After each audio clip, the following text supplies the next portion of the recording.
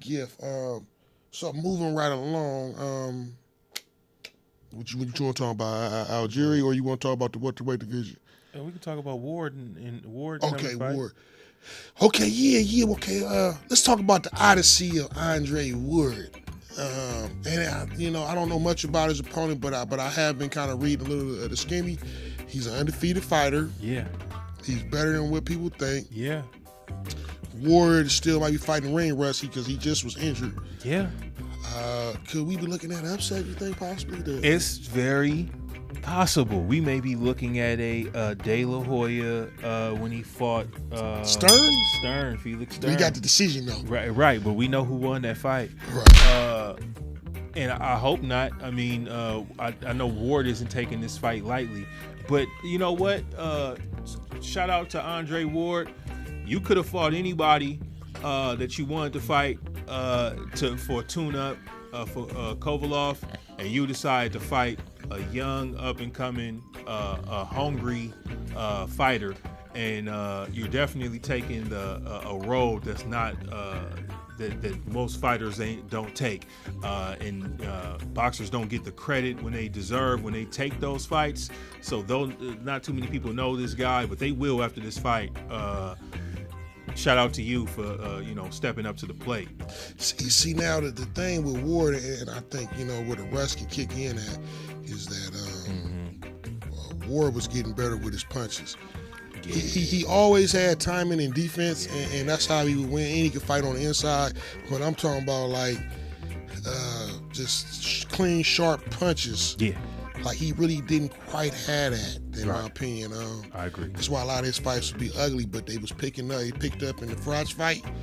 He was trying to knock Froch out, but there's a certain risk right there too. Sir. I think Froch caught him late in the fight. But not to digress. He knocked out Chad Dawson. Chad Dawson.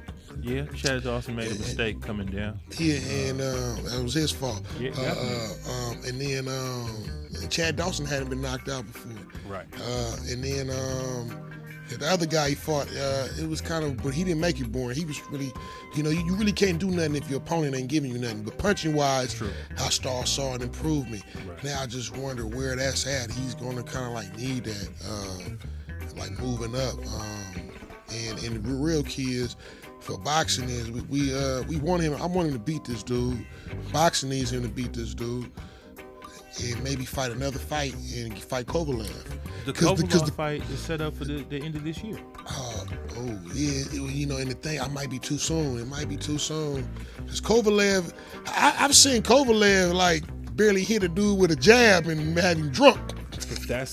That's the intrigue with the fight. That's what I'm saying. He's taking two hard fights back to back. That fight is stamped. So that's why he's fighting this kind of dude right now. That's why he's getting it out the way. If I'm going to go, and that's what I said. If he gonna fight the lion, let me get in there with lions. You know what I'm saying? And so, because the guy he's fighting, and man, we don't know your name. But there's a guy out there that's like that though. That is somebody though, and we don't know the name. Right, and that's the thing. This is his fight to make his name, and he wants the Kovalov fight just as much as Andre Ward, and he feels like he deserves it. But from a boxing standpoint, the business of boxing too, is that boxing, he's not going to sell the Kovalev fight. Right. He'll just be he beats Ward. Right. That says a lot. Yeah, it's like Buster Douglas and Holyfield. You know what I'm saying? Right. You know what I'm saying? Barrera. Barrera. Yeah, these Cuban. Sullivan Barrera. Yeah, Cuban brother. Right, them Cubans. Right, the Cubans can fight.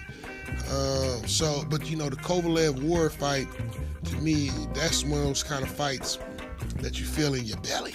Yeah. You know what I'm saying? You feel in your belly, man. You can feel it, man. And we need that kind of fight to pop off. And I think, because that fight will be for the top guy in boxing. It won't just be for the championship. It's for number one pound for pound. Yeah, period. And then that'll be a fight that, because boxing is in a transition with Pacquiao pretty much out the door, and Mayweather only kind of around for one fight. Right. So you need your next guys. Right. he's going to be the buffer between this generation and next generation. So I mean, you know, from that standpoint, we need Ward to win both of these next two fights, and we want to, you know, in an ideal world, we want the Kovalov fight to be so compelling that they want to do it again. And the world wants to see it now. You know what I'm saying? Not just the hardcore fight fan. The world wants to see this fight now. And hopefully, ideally, you know, being from the Bay, Ward wins that one too. So we want a grudge match, but we want him to win it. He's the underdog, man. He's definitely, and rightfully so. Rightfully so. It almost lines up like a Creed movie script or something like that. Ooh, yeah, ooh.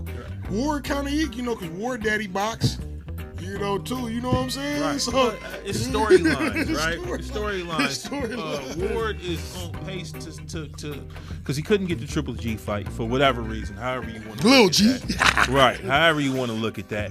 I tend to side with Andre Ward. Other people tend to side with, you know, Triple G, whatever. But Ward's path to greatness may put him in a special category. He may not do some of the things that Roy did, but his path that he's taking is definitely, I would say, harder than the path that we've seen Roy take in certain aspects of his career, other than the Hopkins and Tony fight.